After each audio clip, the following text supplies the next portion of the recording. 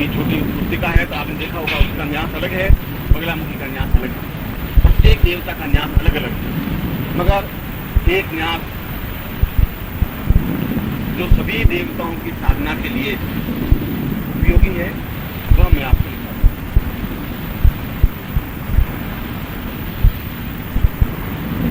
उसमें पंच न्यास होता है। पहला अनुष्ठाभ्यान्म, दूसरा तर्जनीभ्यान्म, तीसरा मध्यमाभ्यान्म, चौथा अनामिकाभ्यान्म, पांचवा कनिष्ठिकाभ्यान्म और छठा करतल कर पृष्ठाभ्यान्म।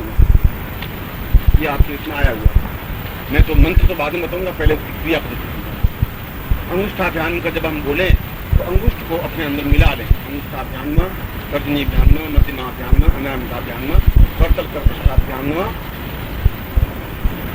कनिष्ठिकाभ्यान्म और करतल कर पृष्ठाभ्यान्म दोनों हाथों का स्पर्श करना या करतल को बजाना। फिर इन पांचों की जगह हृदय में प्रारंभ में सिर, नेत्र, मुख, हृदय, नाभि में विशेष न्यास की बात बता रहा हूं। इसके भी 5 अंग हुए, करके हृदय के भी 5 अंग हुए। तो पहला जहां मैंने अनुष्ठाभ्याम कहा है वहां सिर, दूसरा नेत्र, तीसरा मुख, चौथा हृदय, पांचवा नाभु और छठा सर्वांगे। जहां करतल कर पृष्ठाभ्याम में है वहां सर्वांगे। मैं सोचता हूँ कि आपने इतनी साधना की है, समझ गए होंगे। वहां अनुष्ठाभ्याम कहेंगे, वहां हृदयाभ्याम कहेंगे, हृदयाडम कह देंगे, वो एक ही बात है। या सिर से स्वाहा सिखाए ऐसा है। मगर किसी किसी प्रयोग में सिर के बाद शिखा आती है, सिखाए फिर नेत्रों, कर्णों और कंठे, इस प्रकार से। मगर मैं जो आपको पद्धति समझा रहा हूँ उसमें ये 5 क्रम आएंगे। हृदयादि न्यास में वो 5 क्रम आएंगे और कर न्यास में ये 5 क्रम आएंगे। अब मैं आपको मंत्र लिखा। यह मंत्र उस देवी या देवता को समाहित करने के लिए अपने शरीर में मैं कुछ नहीं। यह तो प्रत्येक देवता के लिए अलग अलग है, मगर यह प्रत्येक, यदि वह ज्ञात नहीं हो, यदि आप कभी भैरव साधना करना चाहें और यदि आपको करन्यास अंगन्यास ज्ञात नहीं है, तब आपके लिए समस्या पैदा हो सकती है कि इसका करन्यास अंगन्यास क्या होगा, फिर इसमें समाज कैसे करेंगे। उसके लिए मैं इस न्यास को समझा रहा हूँ कि संसार की प्रत्येक साधना के लिए ये न्यास आवश्यक है, अनुकूल है, इसलिए समझ लीजिए।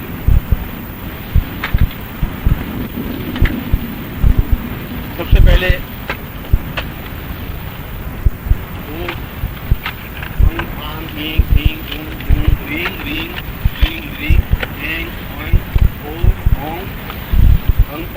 स्वर अ आ इ ई उ री री री री ए आई ओ औ अंक अनुष्ठाभ्याम। स्वर 12 बोल करके और 12 की जगह 16 हो गए, 4 और हो गए इसमें, री और री।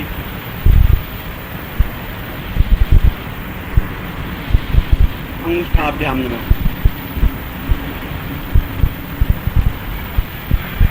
हो गया, क्लियर हो गया। फिर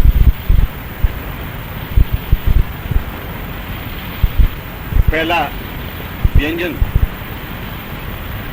कम खम गम हम रम, तर्जनीभ्याम।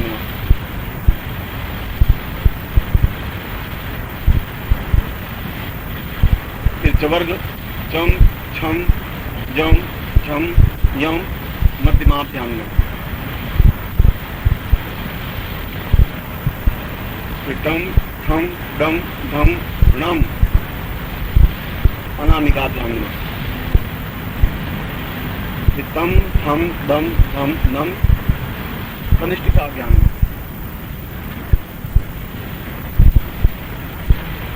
फिर बम हम बम भम मम, कर तल कर पृष्ठाभ्याम।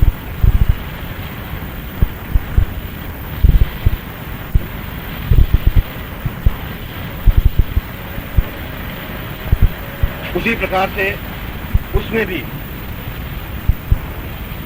हम आम बोल करके फिर से स्वाहा, जो मैंने हृदयादि न्यास में आपको 5 क्रम समझाए, उसमें भी इन्हीं की वापस पुनरावृत्ति होगी। इसमें अंगुष्ठा ध्यान में बोलेंगे, उसमें से स्वाहा बोलेंगे।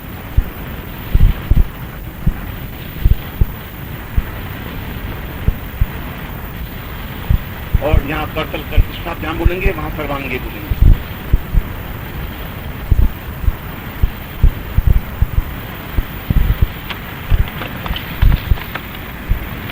इसके बाद यम महत्व तो आ गया आपके। फिर यम उस देवता का नाम उल्लेख करेंगे जिस देवता का आप अपने शरीर में समाहित कर रहे हैं। यम बगलामुखी, रम बगलामुखी, लम बगला, यम य र ल व स स स ह 8 अक्षर उस नाम के साथ में बोलेंगे। य बिंदी यम, यम बगलामुखी, रम बगलामुखी, लम बगलामुखी, वम बगलामुखी, शम बगलामुखी, सम बगलामुखी, शम बगलामुखी, हम बगलामुखी।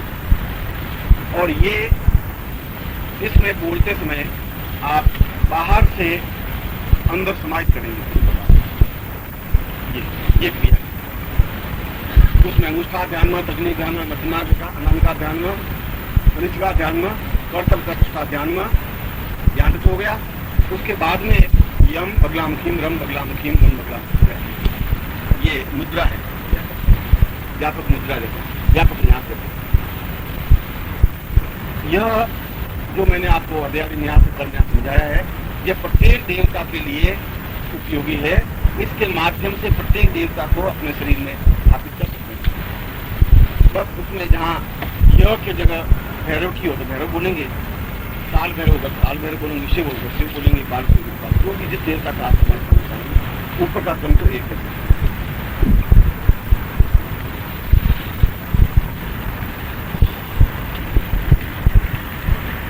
किसी भी देवता के स्वरूप को अपने शरीर में समाहित किए बिना साधना में सिद्धि और सफलता नहीं मिल पाती।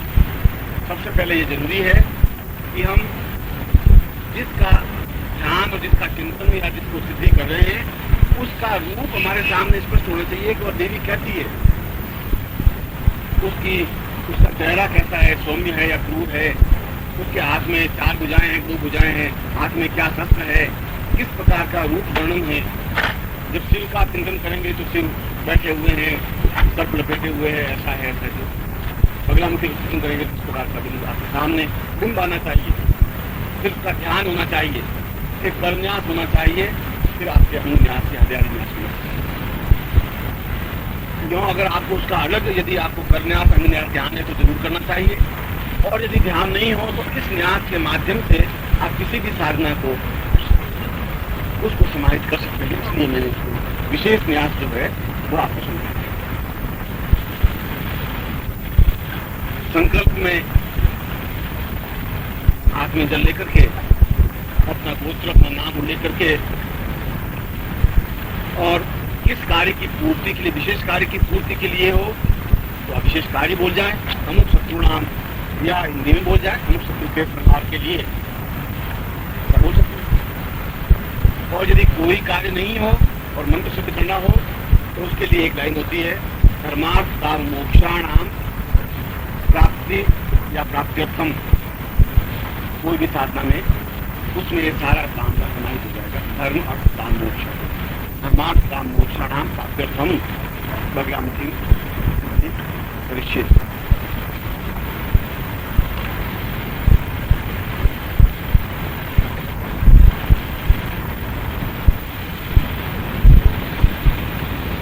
बगलामुखी में इस मंत्र में जब विशेष प्रयोग करना हो, मंत्र जपना हो, मंत्र सिद्धि करनी हो, तो जो मैंने मंत्र आपको दिया है, जब इसका विशेष प्रयोग करना हो,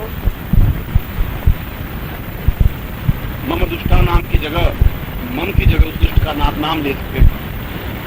मगर जब दुष्ट का नाम ले तो संकल्प में उस दुष्ट का चिंतन आपके सामने स्पष्ट होना चाहिए। तो बैजनाथ नाम बोलेंगे तो बैजनाथ बात में बैजनाथ से काम चलेगा नहीं। उस बैद्यनाथ लेते ही संकल्प में उस बैद्यनाथ का चित्र आपको सामने आना चाहिए। पहली बार फिर संकल्प में, फिर आगे जरूरत नहीं,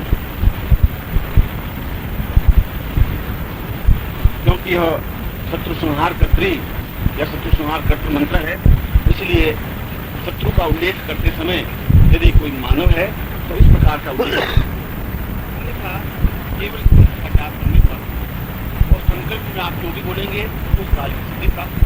फिर आप हम शत्रु नाम ऐसा बोल संकल्प में आप क्लियर कर दें कि आप इस कार्य के लिए कर रहे हैं, कि मैं इस कार्य की पूर्ति के लिए, कि इस अभाव को दूर करने के लिए, कि मैं निर्धनता रूपी शत्रु को समाप्त करने के लिए इस मंत्र को सिद्ध कर रहा हूँ।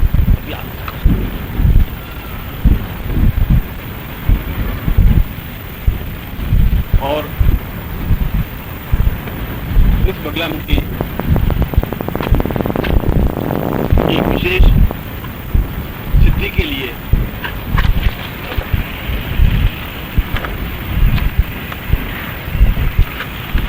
साधक यदि चाहे तो बगलामुखी के नेत्र में त्राटक सिद्ध भी किया जा सकता है। बगलामुखी देवी का जो चित्र हो उस चित्र को आप अपने घर में स्थापित करके और नित्य किसी मंत्र को मन ही मन उच्चारण करते हुए, होठों से उच्चारण नहीं करें, मन ही मन उच्चारण करते हुए त्राटक उस आंखों पर किया जा सकता है, बगलामुखी की आंखों में। और ऐसा त्राटक उसकी आंखों में आग्नेय भर सकता है।